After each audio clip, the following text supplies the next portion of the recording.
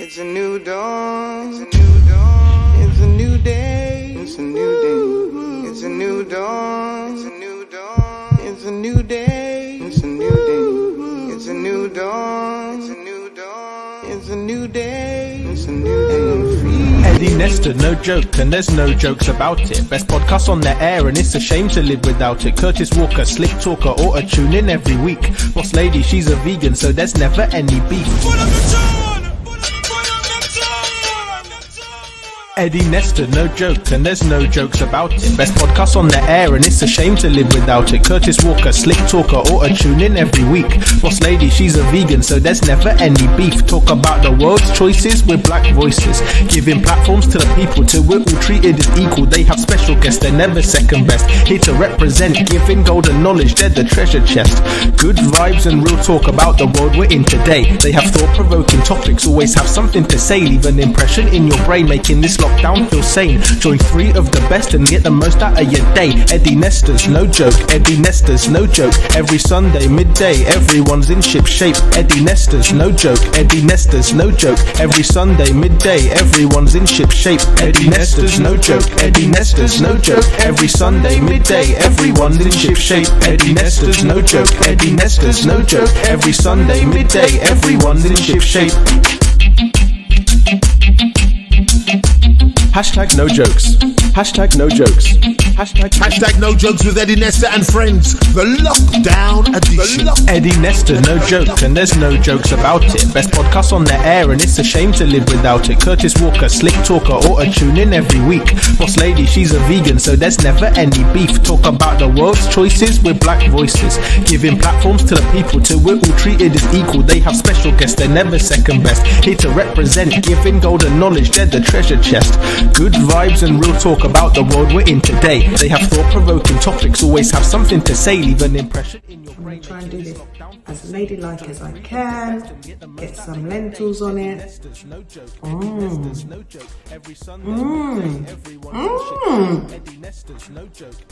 That is good. Really good. Eddie Nestor's no joke. Every Sunday midday, everyone's in ship shape. Eddie Nestor's no joke. Eddie Nestor's no joke. Every Sunday midday, everyone's in ship shape. Hashtag no jokes with Eddie Nestor and friends. The lockdown edition. The lockdown edition. Hashtag no jokes. Hashtag no jokes. Hashtag no jokes.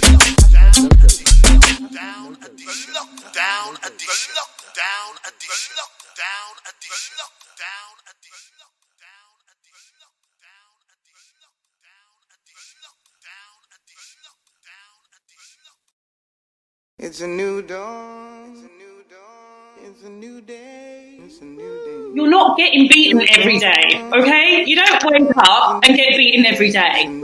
For 3 weeks of the month, this is the most perfect person you could possibly imagine. If someone, and it could easily have happened. Remember, in 81, everybody smoked inside. There was nothing about not smoking indoors. So somebody could have dropped something that could have started a fire. And we're not saying they did, by the way. No, The one thing that we're not trying to do today is to solve it. Have you ever been mistaken for the criminal? All the time. Giving platforms to the people till we're all treated as equal. They have special guests, they're never second best. Out of the shade, aflame and unafraid, the new dawn blooms as we free it.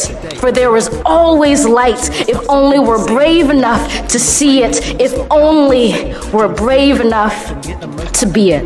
Eddie Nestor's no joke, Eddie Nestor's no joke. Every Sunday midday, everyone's in ship shape. Eddie Nestor's no joke, Eddie Nestor's no joke. Every Sunday midday, everyone's in ship shape. Eddie Nestor's no joke, Eddie Nestor's no joke. Every Sunday midday, everyone's in ship shape. Eddie Nestor's no joke, Eddie Nestor's no joke. Every Sunday midday, everyone's in ship shape.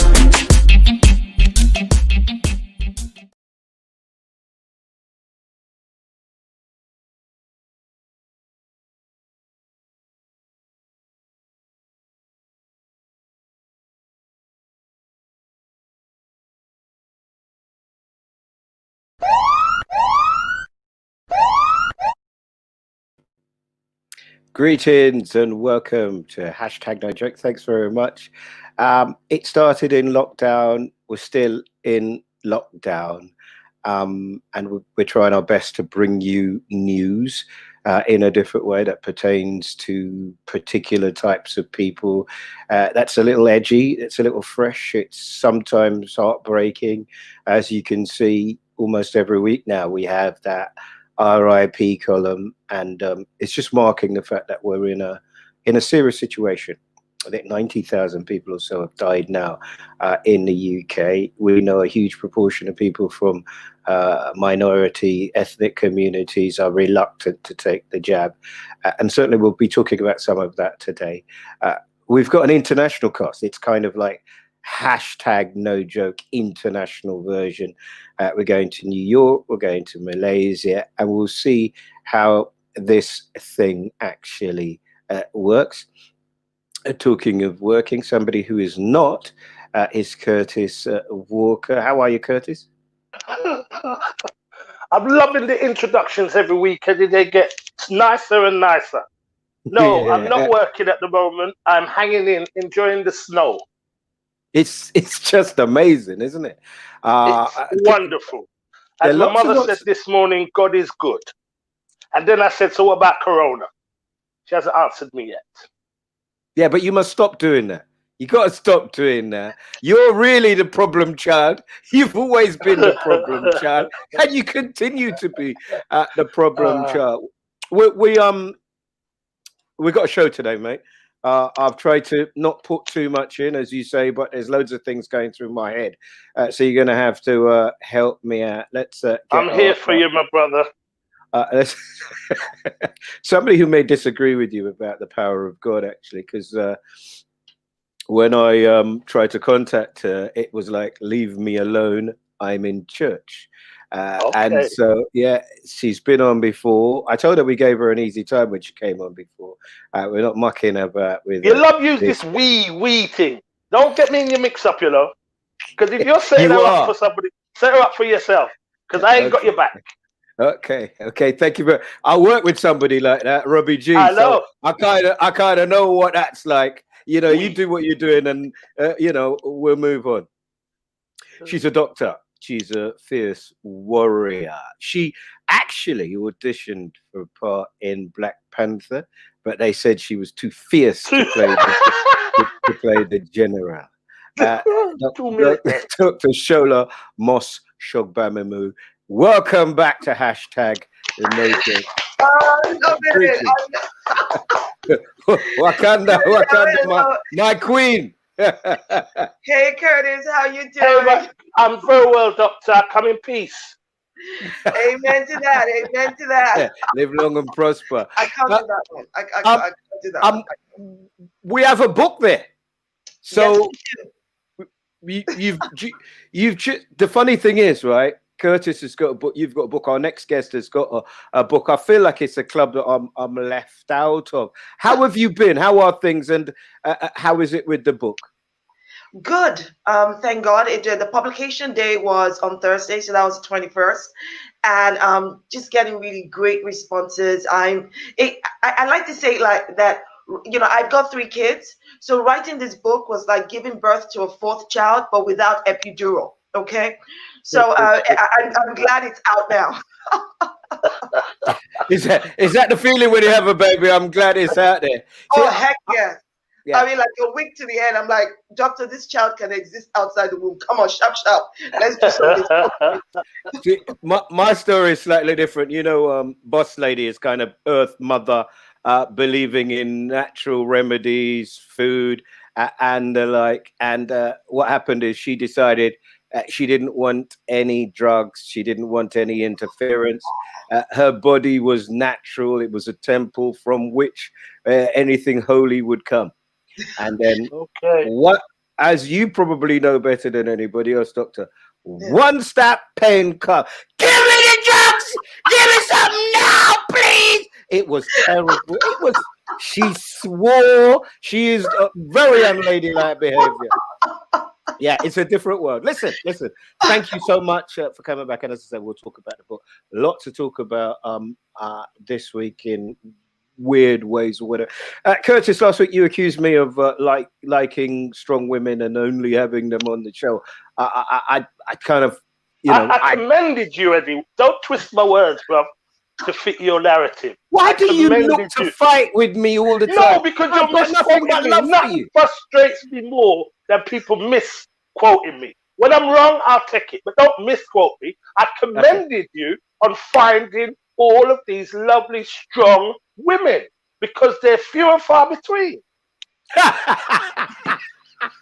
You see, you're not waving your finger now, are you, Doc? You see, he drew you into that. What the heck was that? Yeah, no. Well done, Eddie.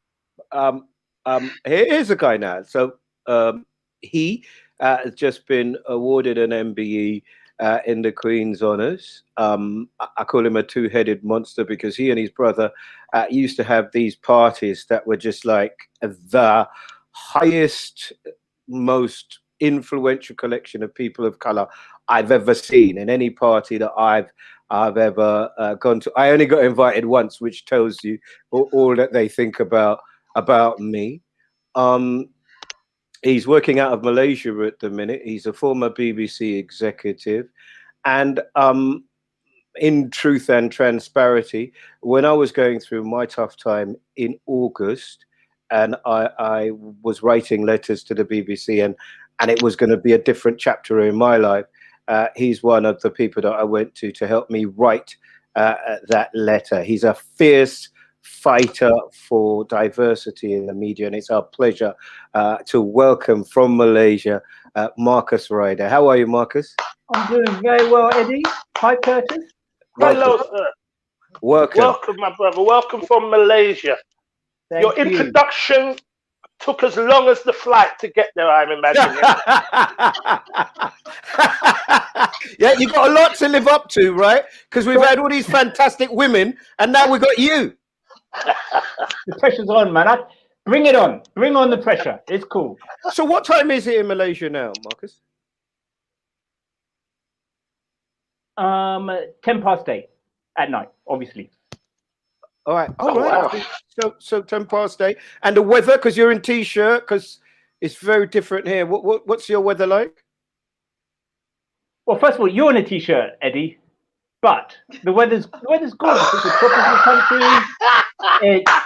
It's absolutely, it's gorgeous. I don't know if we're gonna survive today because we got troublemakers everywhere. Listen, let me just say thank you very much, Shola. Thank you very much, Marcus. As per usual, please keep your comments coming in. We really do welcome them. I take great pleasure in looking at them afterwards.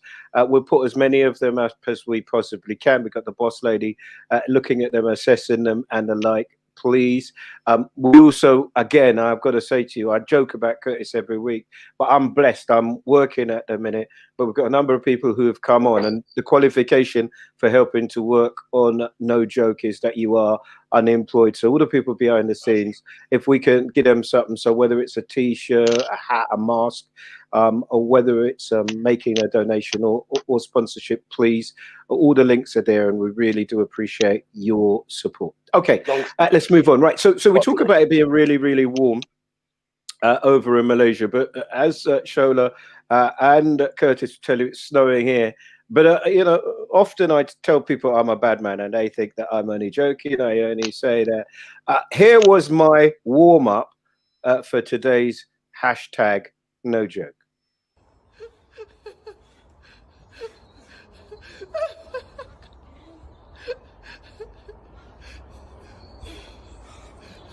Okay. So, see, I am in my t-shirt, Marcus, but I'm a different kind of guy, you know what I mean? So we're going to start with the inauguration, right? So that we can talk about the weather, and then I'm going to bring a very special guest in. So Joe 46, not Joe 90, inaugurated as President of the United States of America. I've got so many questions to ask our panel today, and I'd love all your comments at home. Here is the moment that it was all signed off. I, Joseph Robinette Biden Jr., do solemnly swear that I will faithfully execute the office of President of the United States office of President of the United States and will, to the best of my ability, preserve, protect, and defend the Constitution of the United States. So help you God. So help me God. Congratulations, Mr. President.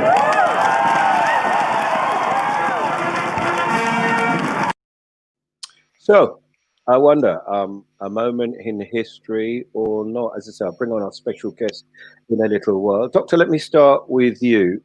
That moment, what did it mean for you?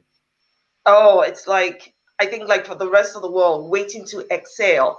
I thought it was a powerful moment. It was a powerful moment, not necessarily because of Joe Biden, but because his presidency hopefully ushers in a whole difference from the last 4 years the entire world has been subjected to. And it just marked the end to the kind of, to the face of a white supremacist, racist in chief that we had with Donald Trump. Now, this doesn't mean, racism has ended because Joe Biden's in office. But what it does mean is that with the kind of policies he's looking to put in place, especially when you listen to his speech, he actually, he uses the words white supremacy to tackle that. And I think that is hopeful. Now we want to see that words match the action or the action matches the words. So I think the whole inauguration, Kamala Harris, Joe Biden, it is really exciting. It's a huge relief. It's time to come back to politics that can hopefully heal and bridge the gap rather than cause division. Marcus, I know you went, didn't you, in 2008 to America. 2009, it would have been January. I don't know, maybe I have trust issues, which probably I do. But I think I'm looking at it more in hope than expectation. Your thoughts, please? I think that the vote for Joe Biden was more a vote against Trump. So in many ways, it's trying to get back to business as usual. And the problem is that business as usual wasn't great, if I'm being completely honest. It's a bit like, you're reeling off a cliff. We're canoeing off a cliff, and we're like, okay, fine, we've got somebody who's not going to, get us all to run off a cliff. But, we weren't really going, if you look at, don't get me wrong, I'm not going to get into was Obama good for black people and all that kind of stuff. But black wealth has went down massively before Trump took office. If we think of it instead of just pay gap differences, if we look at it in terms of black wealth went down. Lots of indicators have been on a downward trajectory, and before Obama and post Obama. So we want different politics. We definitely want different politics from Trump, and I completely agree with the doctor that we can exhale, but it can't be an exhale of let's just get back to business as usual. We need to get back to a different time in politics. Now, there's some good signs when it comes to Biden. He has he's temporarily at least frozen student debt. He's talking about bringing back Medicare for all. He's trying to find ways to get dreamers back to citizenship rather than talking about deporting them. So immediately in the last few days in office, how many, is it 2 days? He's already, there's been executive orders where he's already coming in, and there've been some progressive policies already. So those are good signs, so it's beyond the rhetoric. But at the same time, we can't just go back to business as usual. Well, and that's the thing, isn't it? That Curtis, I'd love to get your thoughts. Blue collar workers, stock market, president not to have a war. 10 million more people voted for him in 2020 than 2016. I mean, it's difficult to talk about Biden without talking about Trump. But let's, if you can, focus on Biden. I think that having Biden comes in, it's like you're in the middle of a tornado, and we were in a tornado, everything that was going on, and him being voted president, it's like we're in the eye of the storm at the moment. So it is a calming. It is a chance to exhale, check your furniture, check your families. You know, we're at that point, I think. He's coming, he's already affected change by kind of undoing some of the policies that Trump had put in place, signing documents day one, which even if it doesn't happen, that image, that power that says, look, we're starting fresh. And I don't think it can go back. I don't think it can go back to the way it was, because we've had an awakening. No matter where you are in the world, this virus, this pandemic has given us an awakening of the failings in our society. So I'm hopeful that it will never go back to how it was, especially as a black person existed. People know our strife, people know our problems now. We have to learn to then trust each other. Economics will build up because we're aware of the failings, whereas before I don't think we were aware of the disproportion in economics between us. I don't think people were really alert to it. And this pandemic has highlighted a lot of things. Joe Biden is a calming influence. I think he's a stopgap that we need, but we have a wonderful vice president if he cannot or isn't up to the task. Well, and we'll get to that. At 78 years old, I don't know if we're talking about a two-term president, but I don't want to be unkind. No. We'll certainly take a look at that. Ahead of bringing on our guest, and the boss lady, a couple of things really. Much doctor has been made of Bernie. Bernie Sanders, twice defeated Democratic candidate. He was not mucking about with the cold. He was saying, I'm staying warm. And the memes, they're having a great day. Doctor, is there an age at which fashion goes out of the window and we just have to say, we're going to stay warm? I'm not wearing that skirt. I'm not doing that. Have you got to that age, by the way, Doctor? Let me tell you right now, Bernie Sanders is me. Because that's what I'm like when I go to events. I'm like, I'm not wearing any high heel shoe. I don't have time for that. I usually carry slippers with me because I can only last in certain shoes for about, 15 minutes. And then comfort takes over. I've gotten to the age where I really do not give a flying flamingo what people think. And I think that's what we saw with Bernie. Bernie showed up. He was present. He had his nice old reliable jacket that would protect him from the cold. He had his comfortable mittens. Listen, if I was there, as much as I would love to look like Michelle Obama, I would, in my mind, I would be wearing what Bernie was wearing. Like, let me just let me take it all in. Let me get comfortable. Because you know what happens, right? When the cold gets into your bones, unless you get it takes a long time. Trust me, today I actually know that. It takes a long time for it to come out. I have to have like fish pepper soup to kind of, to be fighting the cold inside my body, having, drowning in all the shrimps and the prawns and then sucking on the bones. That's when my body starts to feel better. Marcus, as I said, you were right there. How cold is Washington in January? Okay, so anybody that went to Obama's first inauguration, right? I'm telling you, ask anybody who went, right? You talk to any black person, they go, yeah, I went to Obama's first inauguration.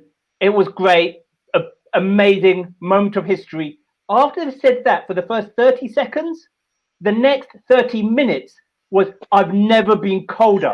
It was the coldest day ever. It was freezing. Now, you're talking to a man who lived in Glasgow.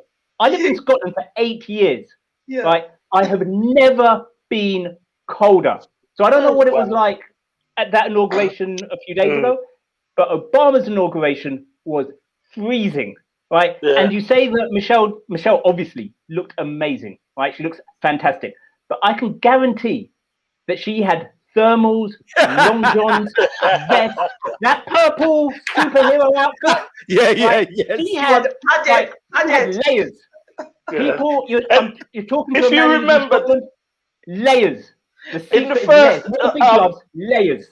Obama's inauguration, the first his inauguration, you'll see images of Denzel Washington. Denzel Washington was one of the first people to arrive. He was probably there about 3 hours before the event was due to start. And he sat there and they should compare pictures. But he didn't look happy, but you would have thought he was some kind of vagrant. The way he was wrapped up, cold, sitting there wrapped up. Everybody's looking at him. I'm watching it on the TV, and I'm looking at him thinking, what the? He's keen. And then it revealed it was Denzel Washington sitting there in his designer where it still looked like somebody was going to move him along. Could you move on, please, sir? Are you home? I've done a lot of protesting in the cold, like early January protesting, right? And it can get so cold that your hands are literally freezing. And I remember being introduced to those heat warmers. Woo! Oh, the things you put in your hands. Oh, and I put them in my gloves. Jesus Lord. Ooh, I was having a party. I was having a party in my protest. I'm like, yeah, I'm feeling warm. I hope you just put them in your gloves, nowhere else. No. I put them in my gloves and everywhere else that has space. Just check it. No. Everywhere that has space, it needs to get in there to keep us nicely warmed up. That's right.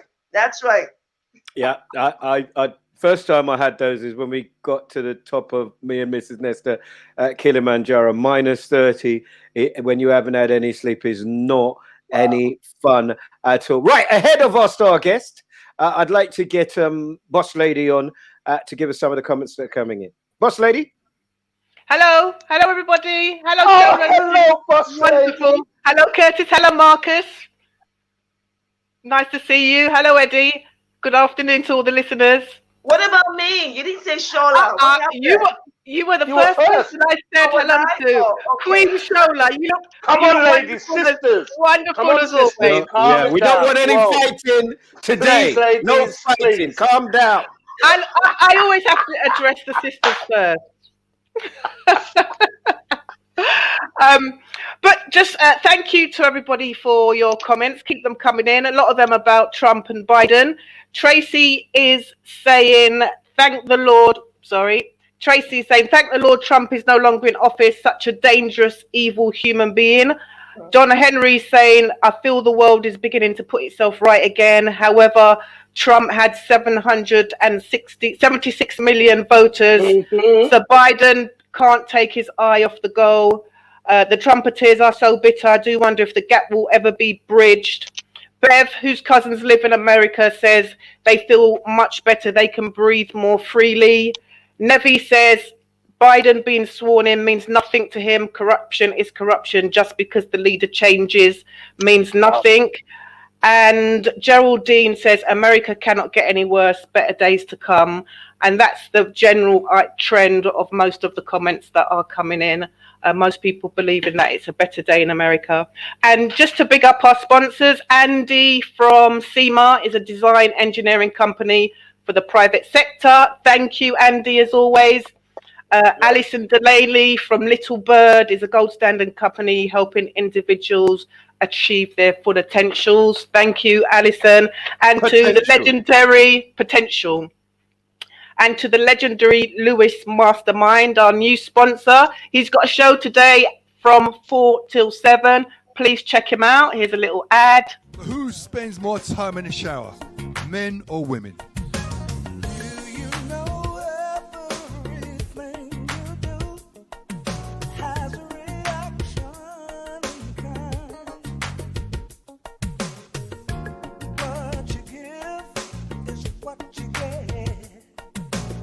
Women spend 8 minutes on average in the shower. Men spend 7 minutes. So it's women. Hey. No matching. That's not true. Men spend a lot less. No. I've got a song on and I've got to be out before the song finish. Yeah. About 30 seconds. And just to say... Is that how long Eddie's spent in the shower? 30 seconds? A bit longer, 40 seconds. All right, fair enough. And sorry, just to say, I know it's snowing out there. Please get your hoodie. I've got my no joke hoodie on. Yeah, it's ideal for this weather. Link is in the bio. See you in 20 minutes. Bye-bye. See you, Boss Lady. Bye. Okay, thank you very much. Now, I'm sorry. I think men, look, I can't speak generally for men, but in my house, my husband spends more time in the shower than I do. I have no idea what he's washing. I'm like, what are you watching that's taking so long? What is it? Leave it. Leave it. You see, Marcus is better than me. He just does that. And I've got to tell you, one of the things that we've been talking a lot about on this show is trauma. And we're going to do it. And in terms of my personal trauma, in August, I went to see a therapist. And the very first thing the therapist said to me is, Eddie, you don't always have to talk. So I'm going to try to learn that, Marcus. When I was immediately August. I was immediately going in for Shola there. I couldn't. You just went. So I've still got a long way to go. Long way. Talking of a long way to go, let's go to New York, shall we? At this unearthly time, and introduce a lady who's also been on here, also terribly badly behaved. I remember 3 things she said. He's mansplaining. Learn to say her name correctly. And Joe Biden had a stutter. Do you remember that? I remember that. That's what she came with. She's the president of Moody's Foundation. We are grateful to have her here because there are links with the new vice president, Arlene Isaac Phillips. Welcome to the show. I appreciate it very, very much indeed, because I don't even know what time it is there. You know what? It's 7:30. And thank you. Thank you for having me on the show, despite my bad behavior on the last episode. No, yeah, it was terrible. And I mean, when we talked and I asked you to come on, you were at pains to point out to me that you would be wearing your pearl necklace. And when I said it to Curtis, he said, did I explain that there was a difference sometimes in translation between America and Britain? And I said, no, because I would never have any kind of conversation like that with you. Now, look, so in terms of this, she is a lady from your own. Tell me what the links are, because they're quite interesting. Well, I am a proud alumni of Howard University. And I share that with Vice President Harris. I am also a member of the Links Incorporated, where she has been inducted as an honorary member. And just to make sure you understand, the pearls, if you've noticed, a lot of Black women on social media they've been wearing pearls in celebration and in solidarity with Vice President Harris, because that is a symbol of her sororities, Alpha Kappa Alpha. I am not a member of Alpha Kappa Alpha, but they are one of the oldest Black sororities in the United States. So it's important that you, because I don't think it works the same way here, although I'm sure Dr.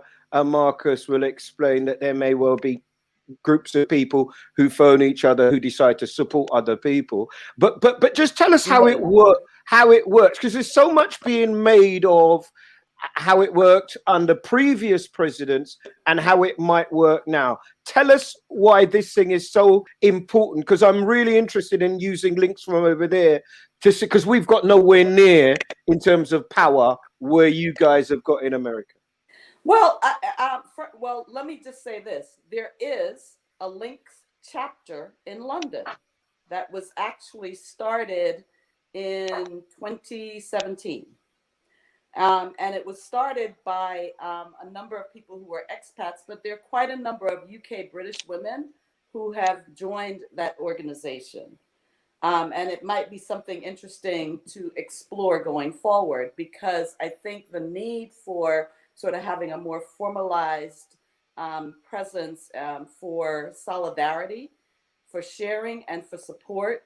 My experience in living in London is, I think there's the appetite for it. We just have, I think it's a positive thing that we've experienced in the United States, and certainly I believe had a significant outcome on the election, because the support of Black fraternities and sororities were instrumental in the outcome of not only Vice President Harris's election, but also Senator Warnock in Georgia.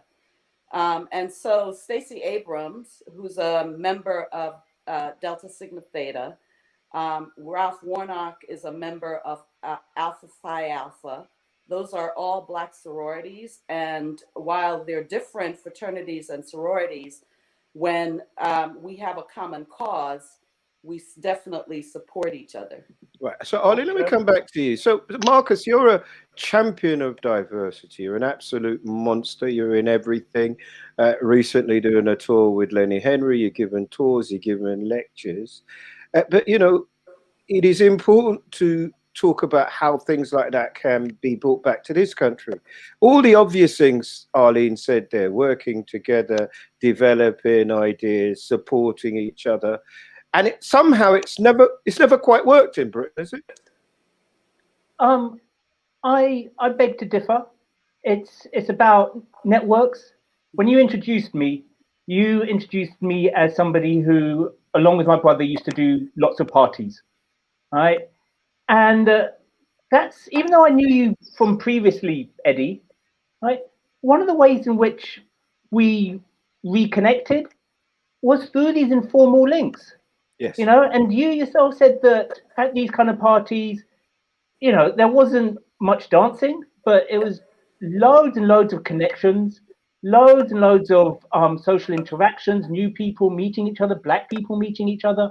And so all we're doing and all we're talking about is formalizing some of those interactions, some of those things. So you're not relying on the Ryder brothers, right, you know, having a party in Brixton, you know, so, and it works. It absolutely works. So that's great. If we can try and formalize some of these things, then, you know, it's going to do nothing but good. So, Doctor, networking, I mean, in your time in the States and certainly in your time here, are there fundamental differences? Because I always, and I'm a happy, you know, I'm just telling you what I think and what I see and what I believe.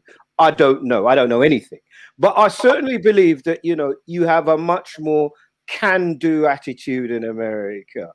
There are enough people of color to support people of color regardless. And I always feel like Curtis and I will tell you that we're held off, held back, and the use of the term Middle England is used as a stick to beat us with, as though there aren't enough Black people there. And I always remember when we did the Real McCoy, I always remember being told that no matter at whatever time they put it on, however many Black people were watching, there would always be more white people watching than Black people. Now, I think funny is funny, but just tell me about networking, Doctor.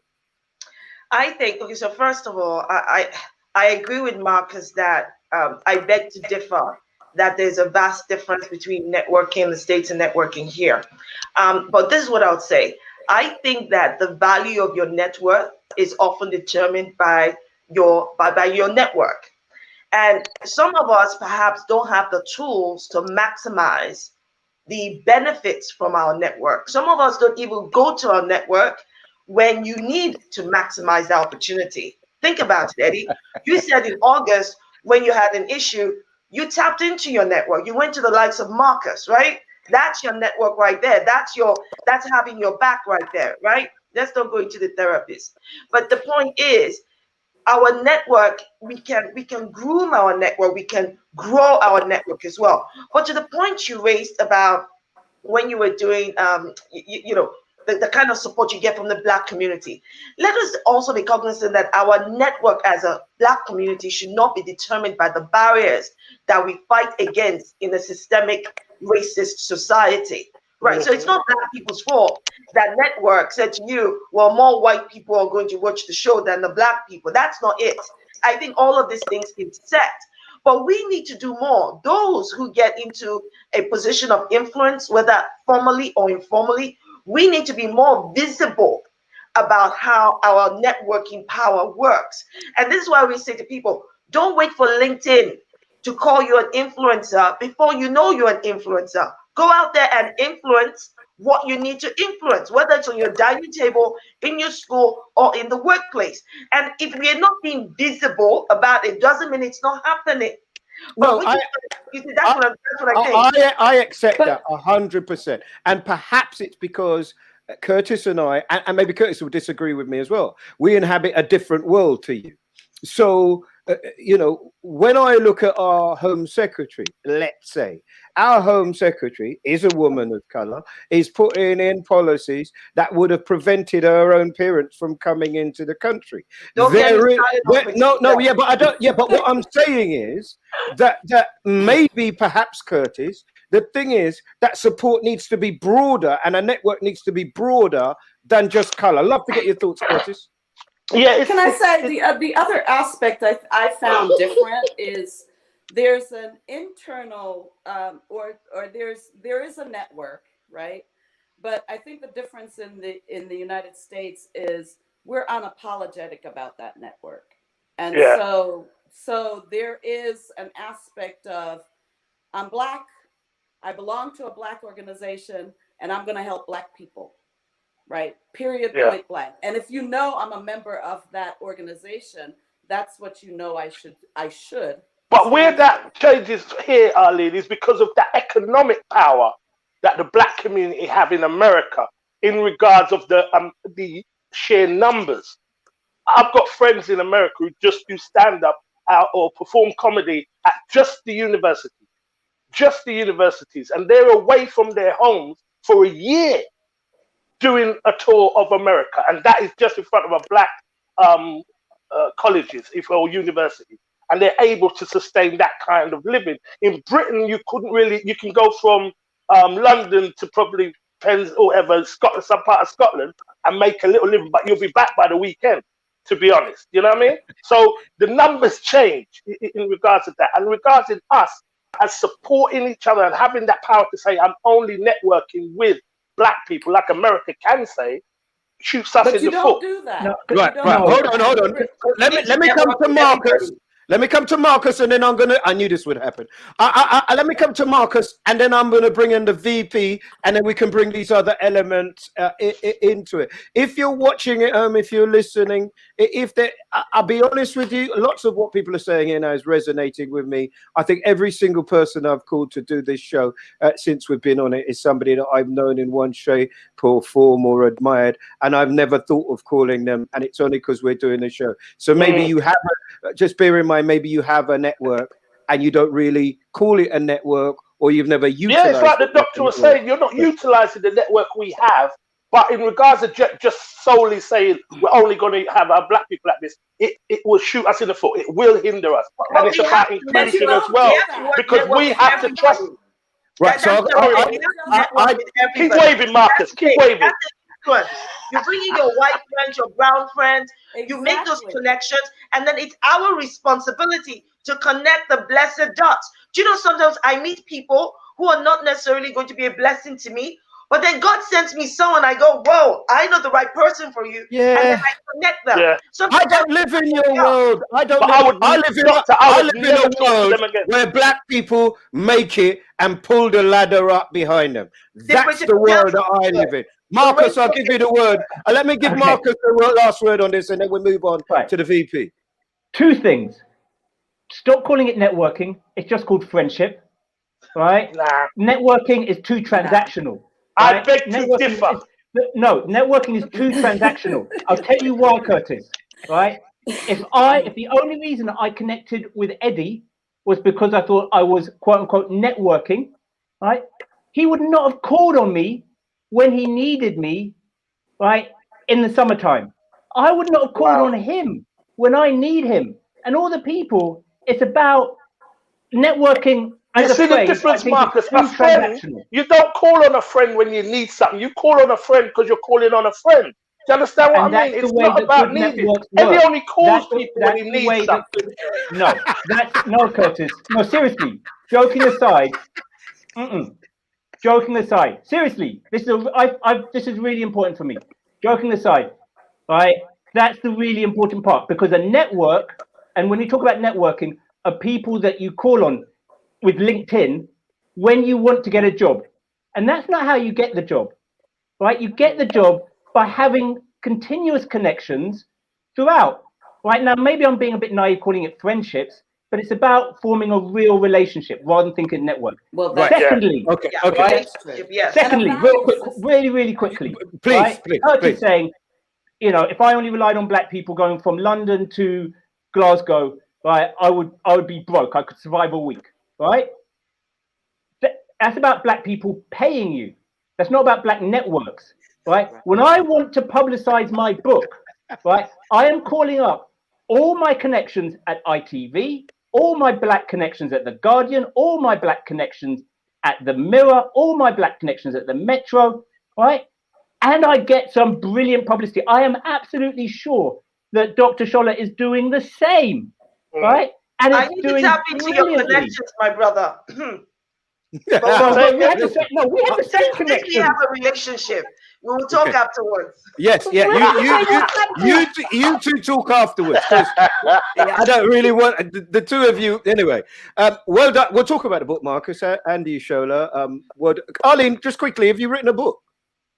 I have not yet. Good. Well, welcome to my club. I gotta get out of corporate life before I write that book. All right. Well, I should as well, perhaps. And I'm doing my best by doing shows like this to do that, apparently, according to what my bosses say. Let's. I just want a couple from the boss lady before we talk about the VP. I'm looking at goodness gracious me, Curtis. Look at the time. Right, we're going to do the VP really quickly, and that young poet laureate. What's coming in, boss lady? Hello again. Just a few comments about networking. Pauline, I don't know if this is true, Arlene, but she says Alpha Kappa Alpha was the first black sorority in the USA. Is that right? It was established by African-American women. Yeah. Alison Bajakan says, my dad is the master networker. He can find anyone, anywhere. Joan says, step out of your comfort zone to network, no matter what others say or think. And Sharon Warmington, a previous guest of ours, says, we need to pull up as we rise up. So thank you for those comments. Yeah, big up Sharon for that. Thank you. Pull up as you rise up. Pull up as you rise up. So what are you pulling up, the ladder or the person? The person. You pull up the person. Just check it. As you rise, you bring people to rise with you. So keep those comments coming in. Thank you. And I've just got a quick video to play for Quincy. Hello? Yes. Sorry, that just came out. No. Eddie, you don't always have to speak. Right, go on. Just big up to Quincy. He's got a show coming out next Friday. I've just got a little video. You know what? Friday night's dead. I know. What do you miss the most? What do I miss? I'm going to do my own show. That's a good idea. Yeah. You should have a co-host. I'm going to have a live band there. Yeah, and a co-host. Stand up there. Co-host? Some guests. A co-host! Do you know what? You're right.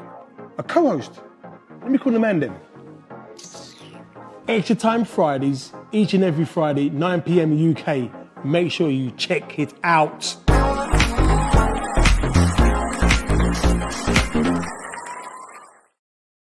Can I just ask why you decided to play that video on our show while we're having a chat about world-changing events that could influence? Pull up, Eddie. She's pulling up. Well, it's his. I am up. Please, Curtis, that is very true. It's Quincy's first show, and I and Dane Baptiste will be his first guest this Friday. I'll be talking about my vegan food and maybe doing a little cooking. So please tune in. Quincy is pulling the ladder up. Bye-bye. Thank you. Bye-bye. Why have you put Quincy's video on my show? Because I'm on it. I'm on it. Oh, love that. Oh, okay. I'm going to do two. Come on, lockdown. We're running really late, and I still have to talk about love, and I still have to talk about why black people are reluctant to take the vaccine. But Arlene, I know I just want to. We'll talk about the vice president, but I really was so impressed by this 22-year-old woman. Yes. Who came onto the world stage. Who started with like 300,000 followers, and I think it's at 3 million now. Even since we've made this video up, her numbers have gone up. It just kind of stopped us really in the shape of Maya Angelou. Let's take a look at the young woman who really burst Tracy Chapman-like upon the world. So, Eddie, one thing I have. She too had a speech impediment. Arlene, 1 second, Arlene. 1 second. Okay. Let's do that. I have 2 questions for you. 1, whose shoulders do you stand on? And 2, what do you stand for?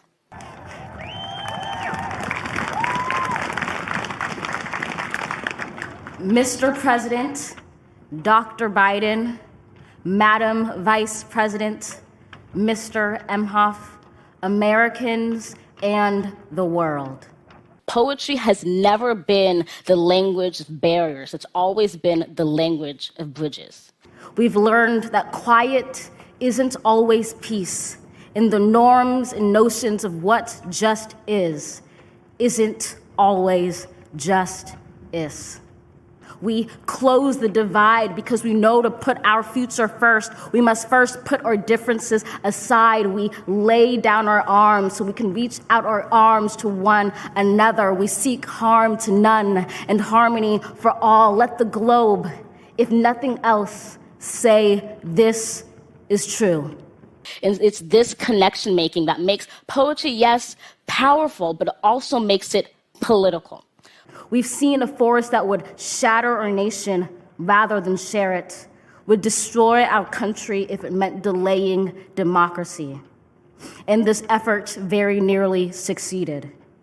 But while democracy can be periodically delayed, it can never be permanently defeated. What path do we stand on as a people, and what future as a people do we stand for? Thank you so much to Steph for putting that together for us. Arlene, you take us through. So the one thing I just wanted to emphasize is Amanda Gorman, she also had a speech impediment. and utilized poetry to overcome that speech impediment. I mean, she's the youngest laureate for an inauguration. It was absolutely brilliant. And, the messaging and the ability to sort of interweave everything that has happened, even after she was designated the laureate for the inauguration, meaning the insurrection that happened, just speaks to the brilliance of that young woman. Let me bring in Shola. She was inspired by Malala, actually, interestingly enough.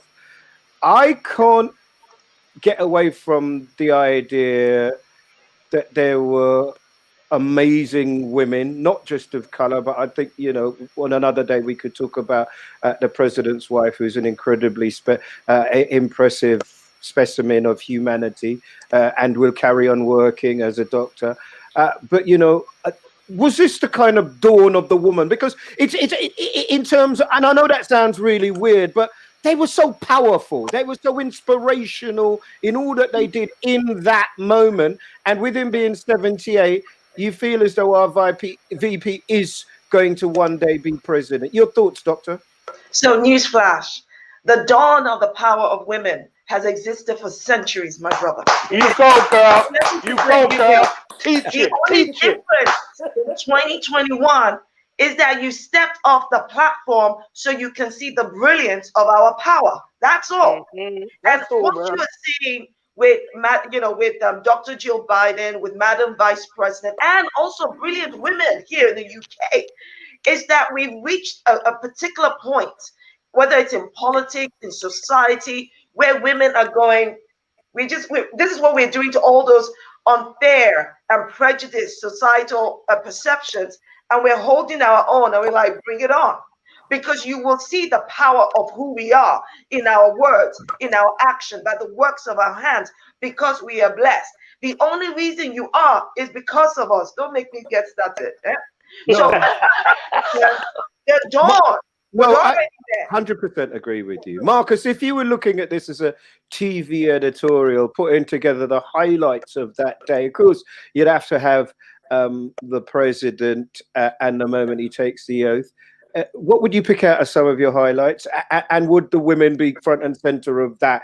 Maybe, and you know, I'm happy to take it, but I'm not representative of society, and it's society's awakening really more than individuals, isn't it? Well, let me just go back to Amanda Gorman's poem. Right, what's really important to know is the reason that she was reciting that amazing poem, and the reason that she's got millions of followers now, and everybody's talking about her, is because a publisher invested in her. It's because she had been on multiple TV programs in which television executives in America had invested and believed in her, right? And other people. So I've just written a book about diversity, and I know we're going to get onto it, right? But if we really want to see that kind of diversity, we want to see that showcasing of Black women, it doesn't just start on Inauguration Day, right? She is there because there has been media executive decisions which have been going back years. And one of the things which we need to fight for in the UK is to make sure that Black people are getting a fair crack of the whip so that we can be there, because we have the talent, right? But we are not going to be recognized. We will But not. it still sounds like you're waiting for somebody to give you power. In America, how many actors can you name, and you know that I can too, who've left this country? Brilliant actors. Idris Elba's on one of the biggest posters at the BBC now. Idris was here for however many years, had to go and live in the car over there. You could go Marianne John Baptiste, you can go Amil Amin, you could go, there's so many of them, and the youngsters that I don't know so well, who have had to leave this country to go to America, Marcus. Absolutely. Well, you think I'm going to have an argument with you on that? Yes, argue with it. That's the problem, man. That's the problem. It needs to change. Yeah. That's my point. Tell me the name of your book, Marcus. Access All Areas, and by Lenny Henry and me. So look up Lenny Henry, look up me, look up Access All Areas. Well, we don't need to look up Lenny. We know Lenny, don't we? You need to find the book. What's the book about, Marcus? A little bit about the book. Tell us a little bit about the book. So, two elements to it. One is that I met Lenny back in about 2013, and it's a kind of our political awakening. So, what started off as me just asking him to go on a panel talking about diversity has been a 7-year journey in which we ended up going to 10 Downing Street, lobbying Ofcom, going to Chequers, giving speeches in Parliament, and trying to speak to every single media executive. And we've had some real good successes. So we changed the BBC charter, and we've had some failures, and we've made some mistakes along the way. And so it's looking at, that's the narrative arc, so to speak, of the book, the last 7 years. And it's looking at diversity and looking at why we're not getting a fair crack of the whip, looking at all the obstacles that are in front of us. And one of the most fundamental things is trying to change the narrative of that we are not a minority. You know, we are a majority. You know, once we realize we're talking about women who, because you're talking about women now, once you realize we're talking about women who aren't getting a fair crack of the whip, disabled people, LGBTQ, Black people, Asian people, right? We are the majority. And so when we talk about diversity, we're not trying to like give the minority a few crumbs, right? We're talking about better representation and fairness for the majority. And that is the fundamental message in the book. How can we have a better society for the majority? Marcus, you know that phrase you're using, the crack of the whip. You want to change that, yeah? Because that is that's a phrase you need to put in the dustbin. Yeah, I don't want to feel crack of the whip. I want to dash the whip away because it has so many ramifications for me. Even that terminology scares the hell out of me. I don't want to crack the whip. Okay, having a fair having the fair opportunity. That's it, my bro. Making sure we have equality. That's making sure, or let me put it more in language which I don't think anybody could disagree with. Making sure we have power. That's the bottom line. Just making sure we have power. Power is what speaks to your book, Shola, because I don't know that power is ever ceded. I have a fundamental belief that power is taken. Tell me about your book, Shola. So this is why Resist pretty much blows the lid off indefensible rhetoric on race, racism, and race inclusion. I disabuse the reader of any notion that conversations on race, racism, and race inclusion are going to be comfortable. No. How can it be comfortable when the experience isn't comfortable? And what this book does is to challenge concepts and notions that are out there. And I put out there the exact things that people are experiencing. So how the words like playing the race card is used to attack us, and why that is, because we all know that the only race card played is the white race card.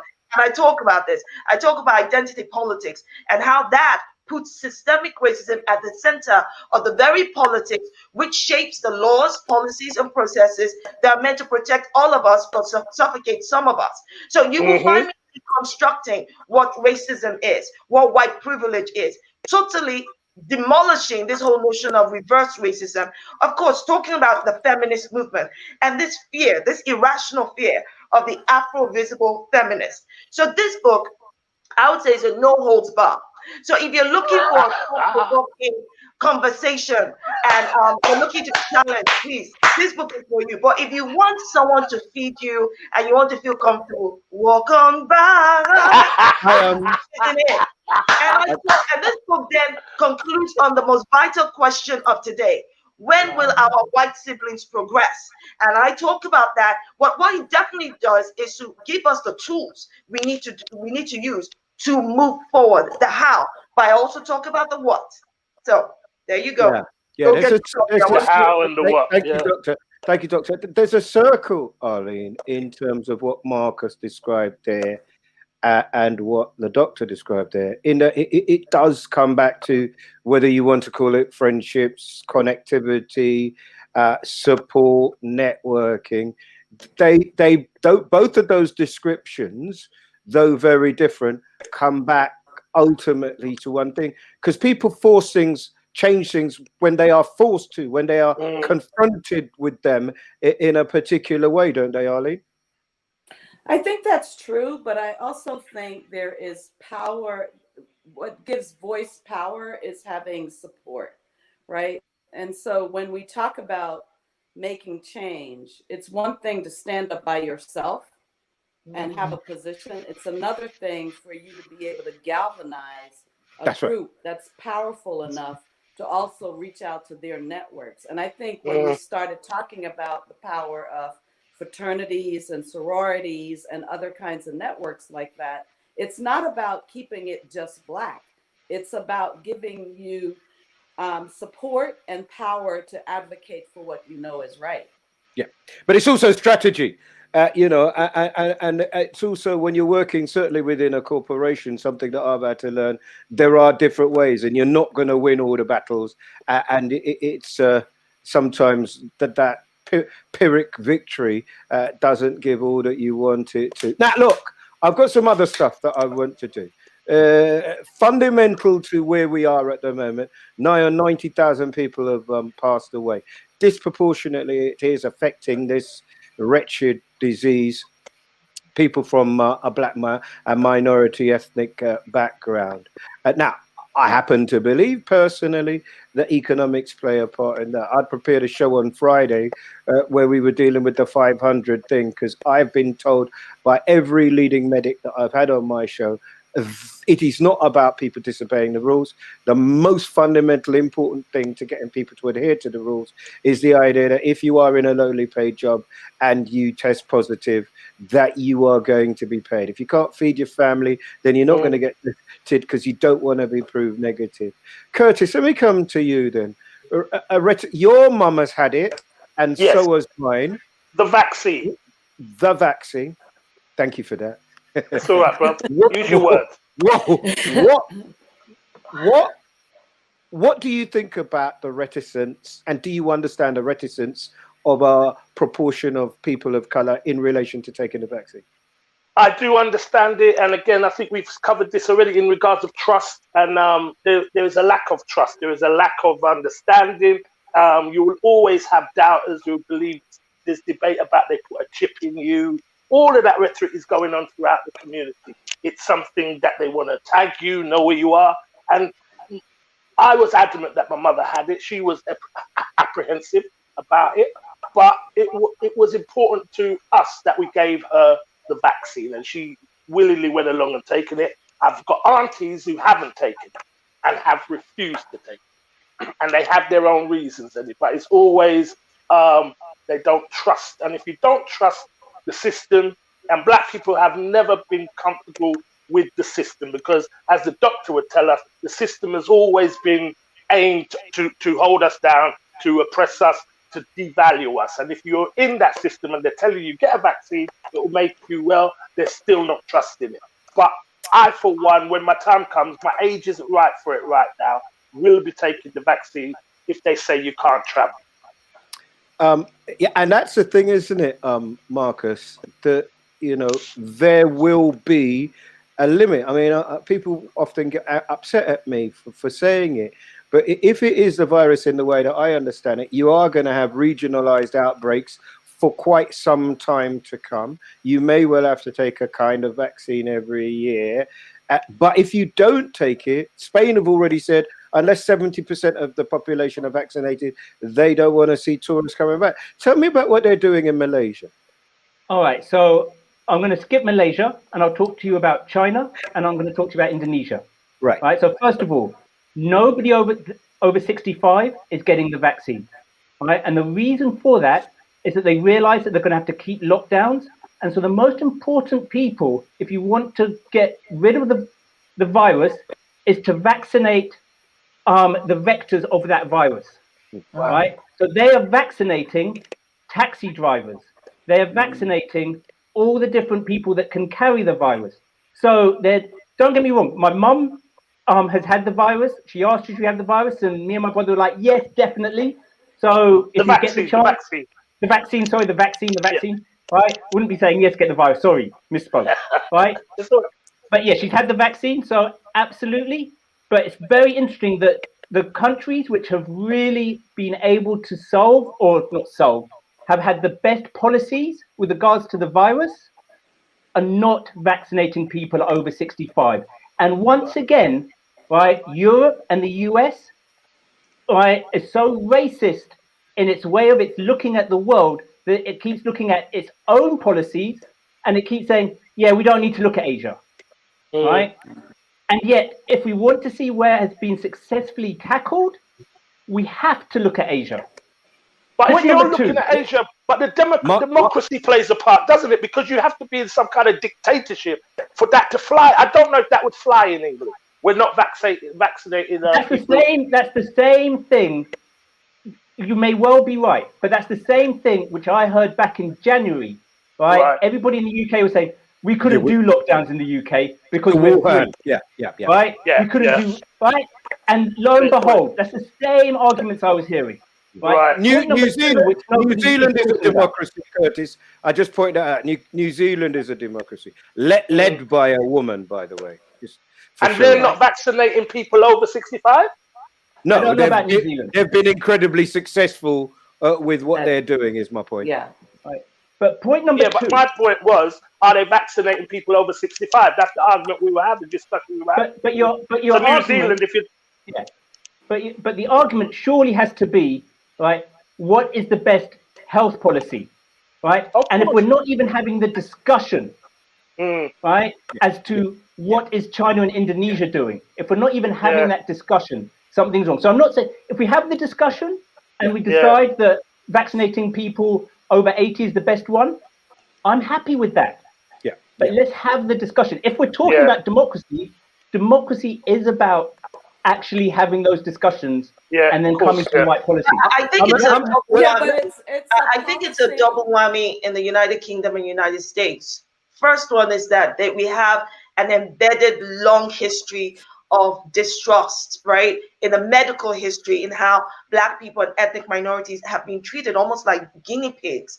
And also there's syphilis, you know, you don't need to give them certain kinds of medicine because they're strong, you know, especially Black people. So there's a history of that. But the second thing is the lack of distrust in the government. So whether it was in the United States with the Trump administration and its utter ineptitude in managing, or should I say the way it mismanaged the pandemic, or Boris Johnson and his cabinet of utter incompetence, which also utterly mismanaged the pandemic. So it's one thing. I mean, if we didn't have this long history and we were just dealing with one angle of distrust, then we would say, okay, what can we do? Who can you bring out? But it's a double whammy. But I would say to people, look, this pandemic is not something we have dealt with in our own lifetimes, right? We need to get this vaccine. I believe in vaccines, okay? And we can't wait years upon years to see that it works before we get it. At the end of the day, we need to protect our children. We need to protect our neighbors. We need to protect ourselves. My 89-year-old uncle has had the vaccine. And good. I think that's great because I would like him to live, much longer, as long as God has ordained to live. So, let me come to Arlene. Arlene, my mama's had it. I'm still waiting for the horse's head. I every day I go and say, "Mommy, you okay, darling? Mommy, you okay?" So I cannot pretend to you that I don't have an anxiety about it. And listening to our esteemed guest today, minus Curtis, it is so obvious to me that we cannot discount the mistrust. That in America and England, they've approached it like they're fighting some kind of man war and not dealing with it like a virus which spreads by interaction. Is it the same in America? So I would say the distrust is clearly evident. You have the whole aspect of what happened in Tuskegee with the syphilis experiment. And so there's a history and evidence of mistrust. I do think in the United States, there has been a intentional effort by Black medical professionals to try to mitigate that distrust. And I think it is being effective. I do think what Marcus raised is an interesting point because there are two philosophies there. There's one about sort of trying to limit the infection by those who are interacting most with the population versus in the United States or in the UK, you're talking about really how to reduce the number of the most vulnerable. Yes. So, I do think from our standpoint, to prioritize the potential transmitter, the offset to that is, is that really inhumane? Because you're essentially saying the most vulnerable, well, no. let's deprioritize them. I don't know that you are actually. So, I beg to differ. I beg to differ. I think that in this country, in UK,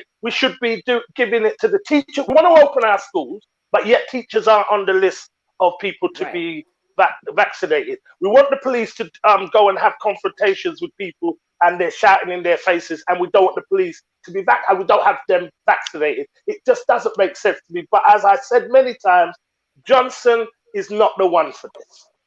Marcus, quickly. Boris. Real quickly, the big argument that we all, as Black people, that we all need to jump on right now is the argument that's happening in Africa and South America about the derogation from the WTO of being able to use generic vaccines. So what happened with South Africa is there was a big argument with the World Trade Organization where they could use generic HIV drugs, right? Instead of paying Big Pharma lots and lots of money, right? It took years. Eventually, South Africa won. They were able to use generic HIV drugs and not pay Big Pharma lots and lots of money. That argument is currently happening as we speak about African countries and South American countries being able to use generic versions of the vaccine. It's a really big argument that's not being spoken about, right? And that could possibly be the difference between Africa and South America pulling out, right, of their problems with the virus versus Europe and America and richer countries in Asia. It was a question asked, Marcus, in the conference that WHO was saying that, if this is a virus that is affecting a world population, is it fair, right, just and humane for the richer countries to be stockpiling these drugs while not giving a fig about what happened. The problem with that argument, of course, is that we don't have enough in this country, and they're not reading the packet saying take it once and then another time 21 Eddie, days it's a different later. argument. Sorry, Well, you say that. No, it's a No, different no, argument. it isn't, because it's an an England first argument. No, it's a different argument. The argument that you're making is that Britain cannot derogate, it cannot make generics because it's a first world country of the vaccine. So it has to buy from Big Pharma. Yeah. Okay? Right? So that's about the stockpiling argument. This is a different argument. This is whether labs in South Africa and Africa, right, should be able to make generic versions, right, should be able to make their own versions and not pay Big Pharma or just pay them tiny amounts of money. Okay. Right? So it's not the same. No, I accept. The reason I'm linking it. I'm slow. Hang on. Just for me, Marcus, when you say that, is it that the recipe for it or the ingredients for it should be given to South Africa? Is that what the argument is? Yes. If they're going to make their own generic, it just give us what's in it. We'll make it ourselves. Yes. That is the argument. Right now, they would be breaking the patent if they did, which would be against not WHO, WTO. No, I understand. The reason I'm linking it, Marcus, is because I'm cynical. And I believe that the pot of money, the first world, let's call it that for want of a better term, the world with money, let's call it that, because if I call it developed world, then I'm going to get a different thing. The pot of money that they pay will go to pharma, and pharma will make a decision at that point. But they are going to want to make a profit, and the money may not come directly from Asia or South America, but the money, as I understand it, is got to come from somewhere. Let me move on. You're right to be cynical. So this is so important. It's not a debate that's being had. Like, this is the only reason I've got to sell a book, but literally this is the only reason I'm on the show, right? Not to sell the book, to make this point, right? Because it's so important to me, right? So what's happening right now is that Big Pharma is going and trying to make bilateral agreements, right? Instead of negotiating with South America and Africa collectively, they're trying to make bilateral agreements with the countries to say, we will give you the drug, right? While the UK and France and stockpiling, we will find some for you, right? If you sign a contract saying that you will not then proceed with trying to derogate and have a patent-free, right, generic version. So Big Pharma trying to muscle, right, African countries and South American countries to give them some if they do not proceed with their petition right now to the WTO. Yeah, forever thus. It was forever thus. Well, it wasn't new there, baby. Nothing new there. It wasn't forever thus. It actually came in under Reagan, and I was looking at this a couple of weeks ago. No, I'm referring to Africa and the way Africa's treated. But I'm just talking about Big Pharma. The lack of prosecutions, because the number in the early 80s, 70s was huge, and those guys had to insure themselves, and that is why they've all had to sign up to go. If anything goes really badly wrong, then you have to promise not to sue us. Marcus, I do believe it's important. I think you know why, and I thank you for coming on the show, and thank you for making the point. Let's do some other stuff now, right? Look, when Arlene and Dr. Shola came on last time, I think it was one of the first times where they'd met Boss Lady. And one of the things they said to me is they can't believe that you were able to attract such a beautiful woman. And I said to them, indeed it is Boss Lady who is punching above her weight. And we were looking through some pictures, and I found the picture of me that captured her heart. Take a look at this and tell me if you could resist me, Shola. No! Oh my God. Wow. That's our bad man role. Oh, Shola, it's over. Tell me when it's over. What the heck was that? I'm about to have lunch. You just messed up my whole palate. Oh, what is that? Wow, now you can see why you could go outside in a t-shirt in the snow. You didn't even need a t-shirt. You look like you just came out of a cave looking for honey. all I can say to Boss Lady, all I can say to Boss Lady is this: it must really be love. Hey, don't be jealous. Don't be jealous. Right, No comment. right. So let's move on, Marcus, because you're out. You're cut out into the wilderness, right? Like we are in the EU, because we're approaching the first month out. Now people are seeing mobile phone bills. They're trying to import.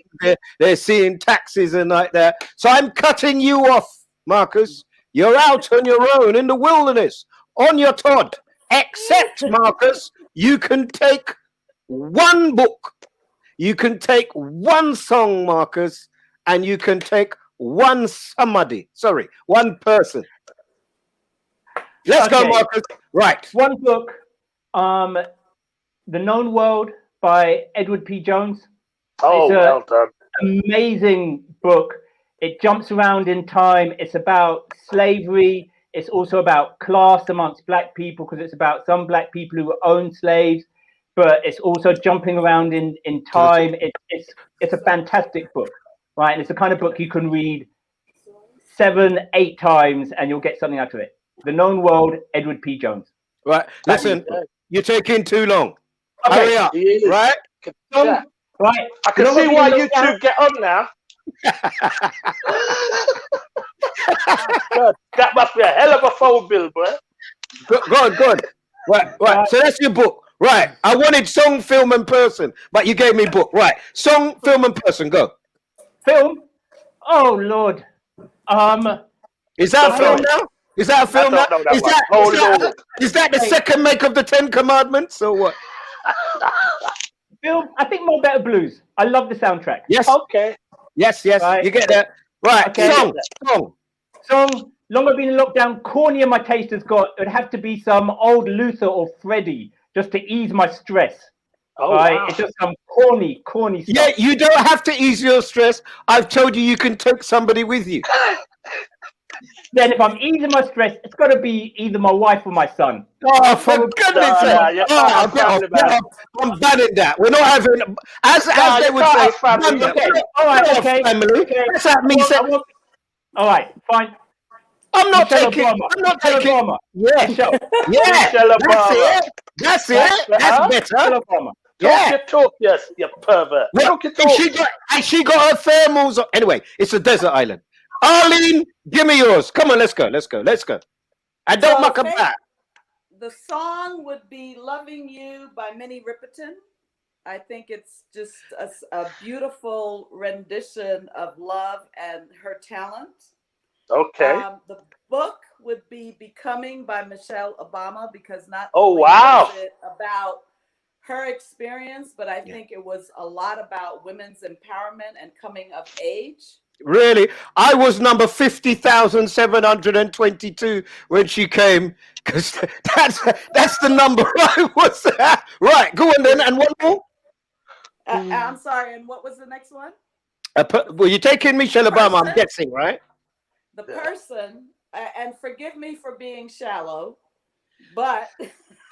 Hold on, you heard Marcus. After that picture, it's going to be you, Eddie. It's going to be you after that picture, Ed.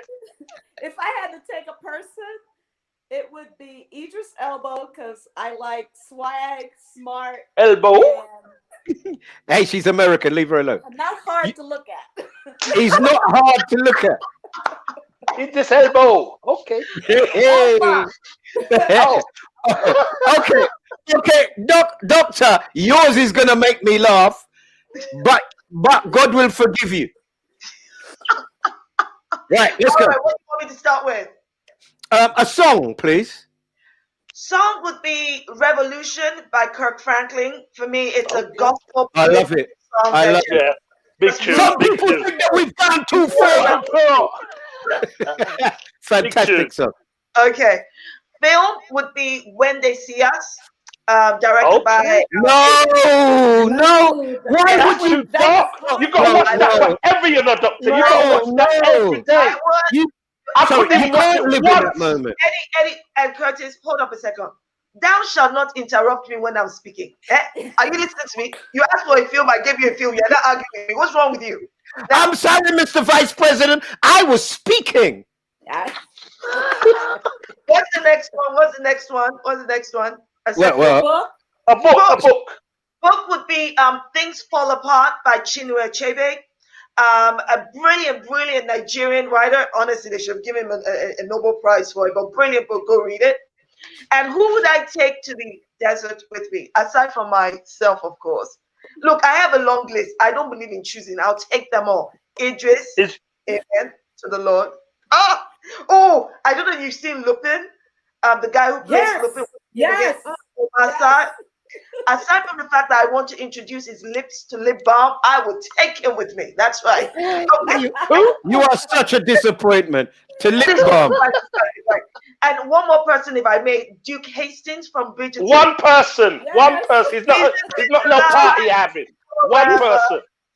Let me tell you something. The Lord took his time. You've taken a ban. You've taken a ban. With you. Apparently, Bridgerton is coming back. Can I just say that I heard they were talking about Misha was talking about Adjua coming back with that. We're trying to get Adjua on actually. Bridgerton. I didn't see it, but everybody told me that guy that you're talking about looks just like me, Shola. Are they black?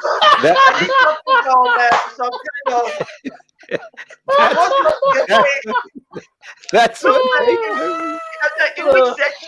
yeah, okay. What I don't understand is that your song is Kirk Franklin, and then all you want to do on this desert island is sin. Is sin. Yes. Hey, I told you, didn't I?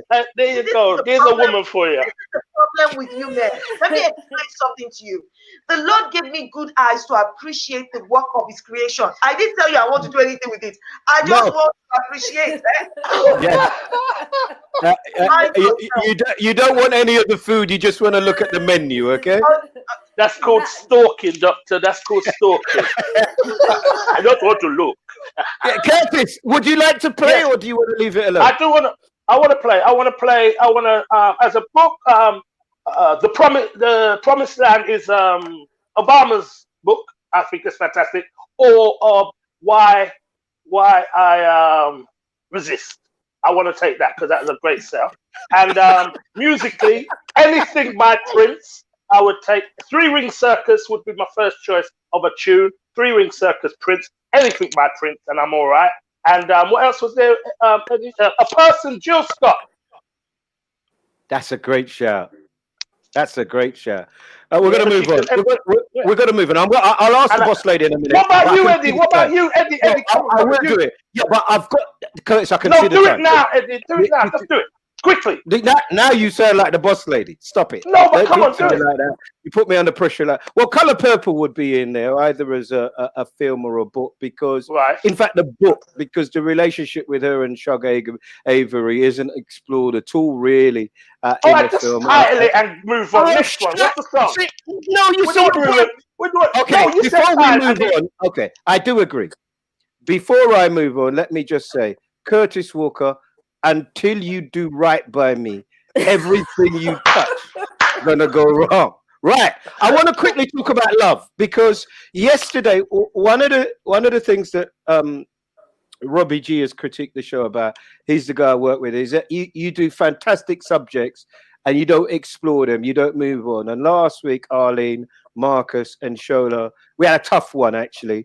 It was the 40th anniversary of the New Cross fire, and it was also talking about domestic abuse. Now, what came up is I had more conversations this week with men than I've ever had in my entire life because it was like a trigger about recognizing abuse, what is a good relationship.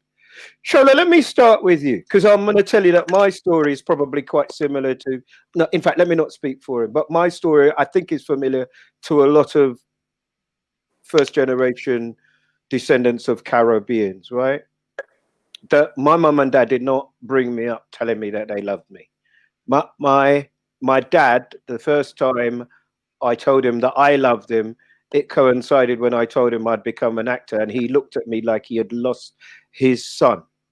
In terms of love, saying it and showing it, was it something that you got at home, and how is it important to you to say it to your children?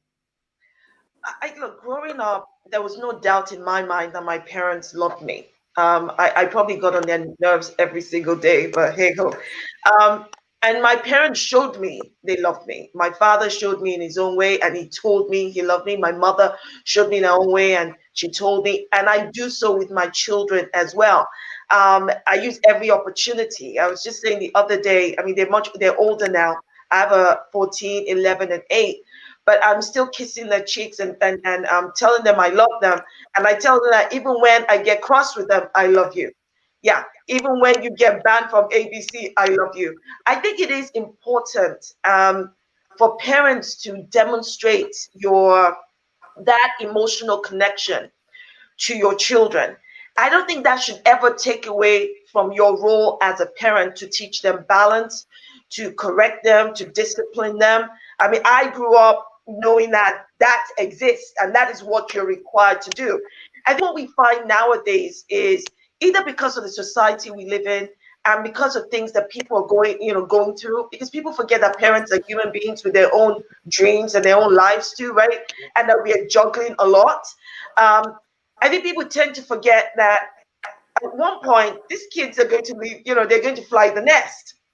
I was just saying the other day to my kids that I'm so glad I hugged and kissed them as much as I wanted when they were tiny babies, when they couldn't tell me enough. They had no choice. I would hold, I would kiss. Now it's, okay, mommy, that's okay. I know you love me. I know. But today's world, maybe for some, look, there's so many things that people are dealing with, whether it's mental health, whether it's trying to put food on the table, clothes on the back, roof over their heads, that sometimes some parents might not be able to respond in that emotional way because they're trying to deal with their own stuff. It's not about right or wrong. I do think that it's important for children to hear it. At the same time, experience the balance of discipline. Okay, Marcus, I know your mum, and your mum is very, very different to most of the mums that I meet. I sat and had a good chat to your mum, who's also an MBE, if I remember rightly. I'm wondering, in most of my life, it's not what you say, it's what you do. But many of us will know that fence is seen where, Denzel says, I don't have to tell you I love you. I go out, I work, I pay the rent, I do all of that. Tell me what you think about love in respect to saying the word to your child. You have to say it. You have to say it all the time. And I agree with everything that the doctor said. You always have to show it. You have to demonstrate it. Words without actions are meaningless, but also the words are really important to back up your actions. At the same time, I think the only thing which I would add to what the doctor said is that as a parent, you must realize there will be times when your child does not love you, right? And we have to accept that, right? And that is part of being a good parent, knowing and accepting that there are times when you do not love. Yeah. And that's tough. Yeah, because I don't know about the child not loving you. Maybe you are right. I think that there are times that I know that maybe my child doesn't like me. Yeah. Because parents, you know what it's like. No, they don't love you, doctor. They don't love you. And then Tuesday to Friday, they can't stand the sight of you. They come Saturday to Sunday, they're feeling kind of bad. And then it's like a cycle you're going through all the time. But there's a difference between liking and loving. Yeah. You know what I mean? But they don't love you. Are you listening? We've clearly triggered something. Your children don't love you, Shola. Okay? Yeah. Right? Hear that. That's what the brother said. Live with it, own it. I didn't say that.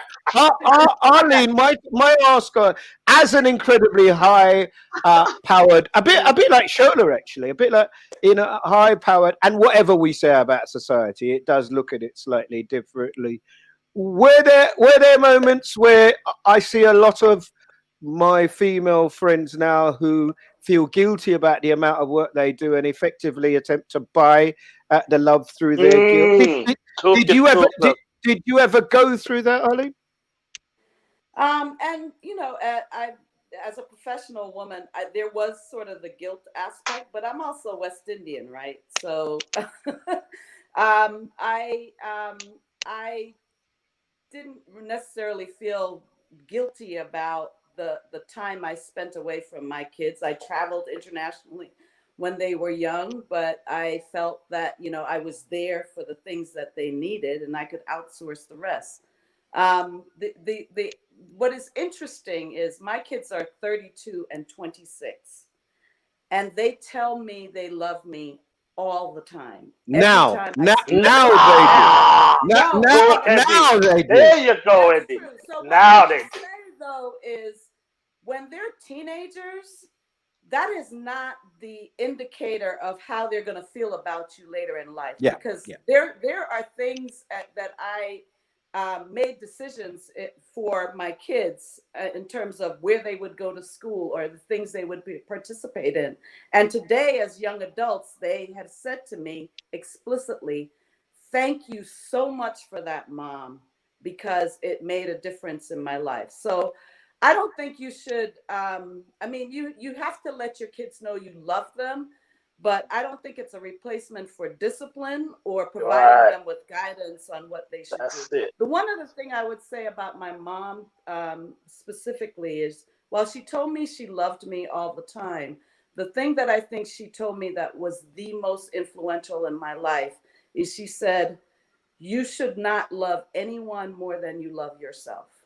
Wow. Because when you love yourself and you give yourself to someone, that is the most powerful gift you can give. And that has always resonated with me. And I think at what age were you? At what age were you, Ali, when Mum said that to you? I was 17 years old. Nice. Powerful. Yeah, it's interesting. I'm coming to you, Curtis, but we could, you know, if we had longer time and you three hadn't dominated all the time, Marcus, Shola, and Arlene, we could have discussed what is the most important thing your parents ever said to you in regards to women. My mum once said to me, "Never take off your trousers and stand in your underpants without first removing your socks." And I've always regarded that as a loving thing to say to your child. Curtis, answer that question any way you want. Is there a difference between the way you parented and the way you were parented? Definitely, 100%. My parents did it so much better. Never told I was loved. Never told I was loved. Never. And my mum is sitting right here, so she would know I'm not lying. They've never said it. Dad never said it. Mum never said it. But they worked harder than we've ever worked. They put more food on the table than we've ever put on the table. And that family unit was phenomenal for me personally. And my father was a very stern man, very strict and very correct. He was just reliable. You know that word, Eddie? Reliable. He was always there.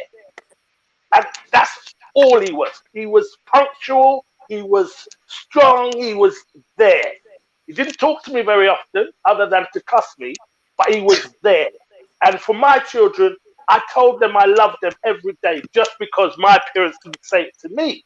Now, I don't know if that's, but I said it to them. I say it to them every other day, let's be honest, because I know some people train every day. I don't want to lie. Every other day, yes. I said I love you. I tell them I love them, and it's important. But my parents showed love, and I think that's where they came from. It wasn't a word bandied about every day. You're probably in the house crying to your child every morning, right, Eddie? I tell my children that I love them every single day. I went. There's a cafe around the corner, and I went to it, and I saw a guy that I know, and his child was the same age as my big boy. And he saw me hugging and kissing my boy, and he said, "Eddie, is that all right to do? Are you sure?" Because I've always wondered if it was all right to hug and kiss my boy, and I wasn't sure. And that made me, personally, sad. When you see things in your house, you can go one of two ways. You either, and many of us copy what we see, we replicate the behavior that we see, or it impacts on us so much that we go, and I appreciate the opposite way. Boss lady, come on, I can see the time going. I knew this would be a reckless. Just your child, okay? Remember what the judge said. Just your child, Eddie.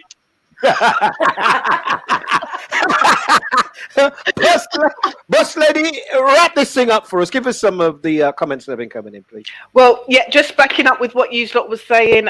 Deborah was saying you can tell your children you love them, but you have to back it up with action. Maggie was saying the first time she heard her mum tell her she loved her was on her wedding day in her speech. She's never said it since. I know, but she could feel the love to this day.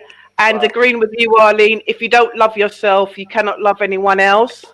And just to go back on Amanda, you were talking about Biden, Harris, and Saunders, but the comments came flooding in when you were talking about Amanda. Yeah. They were saying she's going to be the future president in the USA. Mark my words. They were talking about how inspirational she is. She's going to be a role model, inspirational black woman. And Amanda says, I watched her interview on CNN. Yeah. Her intellect and wizardry with words left the interviewer speechless. And just a few regarding the vaccine. Rye thinks that we should have a choice. That's the issue. And Mills says the chip is nonsense. We walk around with a phone and watch with chips that tell us what we are. Exactly. We have to debunk that ASAP. Yeah, and lastly, Susan says the biggest virus is the misinformation and scaremongering going on in our community about the virus. So please keep those comments coming in. Sorry, Curtis. No, go on, boss lady. I apologize. Just keep those comments coming in. Don't forget to like, hashtag, and share. Big up to our sponsors, Seema and Alison Delaney and Lewis Mastermind. And don't forget Quincy's show later on today. Thank you. Thank you, boss lady. Take it easy, boss lady. Thank you. Eddie, can I just say, you know what is so funny about this rhetoric of the chip and everything? Locally where we are, there's a local character, all right, Kraken. But he's telling me about they're going to put a chip in me. I'm asking, what the hell would they want to put a chip in you for? What is that going to benefit anybody? Do you understand? It's them kind of arguments you're having with people. Why would they want to follow you? And as one of the viewers said, you're already carrying a phone. If you haven't got a mobile phone, maybe you've got to argue. But everybody knows where you are, what you're doing from your mobile phone. Simple as. Yeah. Well, all of that is true. No. All of that is true. But what I never want to do is to not allow people to vocalize what I think is an absolutely understandable reluctance, mistrust, and reticent about something being brought to you by somebody who you have no trust in. So I think we have to engage the conversation. Absolutely. Arlene, can I say thank you very much? I really do appreciate it. And let me just say it because I don't think you did this time, that you're speaking on behalf of yourself and not the Moody's Foundation. That's correct.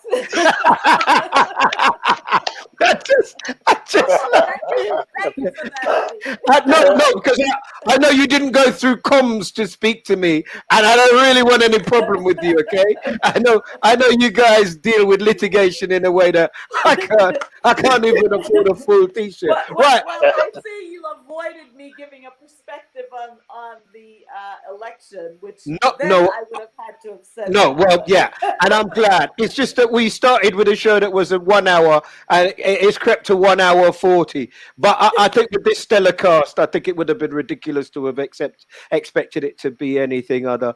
As always, you've surpassed any expectation that we might have out of you.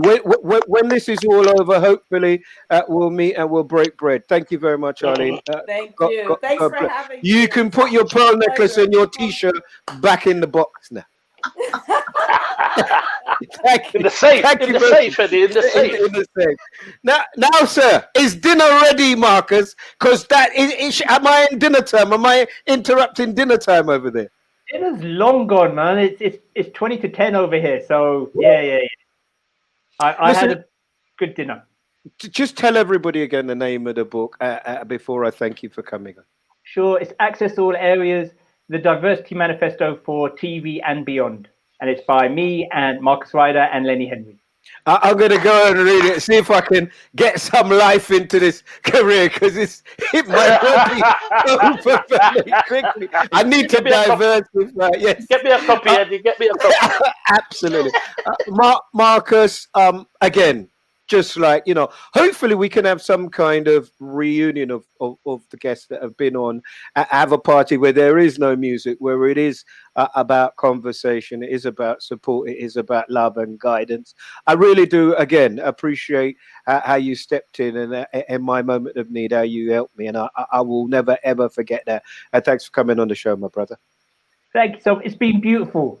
I can't wait to be chatting to you after the show. I know we're going to be DMing each other. Yes. So Debriefing. Yeah, but don't be too cruel about Curtis. He can't help himself. Take it easy, Marcus. And let's go over to Wakanda, where vibranium is living now, strong and clear. Doctor. Well, look, it's been so great being on here. I've had a great time. So unlike Marcus, you've given me a copy. So what I'm going to do is I'm going to read it, and then I have another platform, and we're working together, lifting each other, helping each other. And I will challenge you, but that doesn't mean anything to you. We will discuss. Hey, come on, bring it. We will do that. God bless you. Thank you so much. Right, and my deepest, as I said again, my deepest sympathy and commiserations to your husband. Bye-bye, darling. Let me tell you this right now. My husband doesn't need any commiserations. He's happy to let me go as long as he has his children. And you want Shola free of charge? Take her. Take her. God bless you, Shola. Take it easy. Thank you very much. Yes, appreciate it. I've got a feeling she's gone to work out what he's doing in the shower. Where is it? Yes. How long? Right. Curtis said that you might have been doing something different in the shower. Poor man. Yeah, but you know what? Like them, strong. Boss lady, I know you're listening because clearly you're in all our business while you're negotiating your next multi-million-pound deal with Quincy. I like it, boss lady. Very quickly, I would really appreciate. Did you have a song, a film, or a person? Yes, my song is Superman by Black Coffee. Yes. Okay. My my film, because I'm going to be stranded on an island, I need something fun, would be Girls Trip. And I love that one. Yeah. I love that. It made me laugh. I've watched it over and over again. And my person, apart from you, my king, Eddie Nestor, would be... Has he been feeling insecure since you started your podcast? Okay. Would be Kofi, the grapefruit guy in Girls Trip. That would be my guy. You know this Jada Pinkett guy? Yeah, we do know. Bye-bye. We do know. Just quickly, overwhelmingly, the person that most people would pick to be on the island, is Idris Elba. Yeah, but he's taken. You would leave me to be a side chick. No, you would be number one. You would be number one. But just in case you weren't there, Idris is my reserve. By the way, who was yours, Eddie? Who would you be with? Robbie G. Really? So would I. Bye-bye. This is not working. This show is not working for me, Curtis. Like Quincy, we need a sidekick. We need a new assistant. That's funny, Robbie G. And you're going to go and stress about that, innit? You're going to go stress about that line there. Robbie G and your missus on a desert island. Lovely having you, mate. I wish you the very best. I hope you have a nice week, considering, yeah? God bless you. Love you, mate. Look after yourself, yes? That's Curtis Walker on here. Listen, thanks for watching. Thanks for listening. Sorry again that it went over to... Next week, I'm going to try... you tell me if you agree with me. Next week, I'm going to try to keep it strictly to 1 hour. And see what we do. If there are subjects that you think we should be talking about, then please tell us. I am minded to tell you about Dane and Bamus, which looks fabulous. I haven't seen it yet. And I know that Kane Brown and Judy Love have a film out on Netflix. So big love and support to them. Thank you, Alison. Thank you very much, Andy. And I'm sorry she made you go walking in the park. I appreciate your support very, very much indeed. Lewis, Mastermind, Ben, on from 4 p.m. Please give my brother from another mother some love. Whatever you're doing, please be careful. I mean, it isn't a joke, really. I don't think our children are really going to be back at school before Easter. We saw the cancellation for the great unwashed ones of Glastonbury. I am wondering, whether there'll be a carnival, and if there'll ever be a carnival again when 1 million people come from all around the world to gather together. It doesn't sound great, does it? But in any case, one day at a time, sweet Jesus, as they say. Look after yourself. Thanks to my guests, and God bless you. Thanks very much, Boss Lady, in particular, and God spare our lives. We will be back here next week. Who spends more time in the shower, men or women?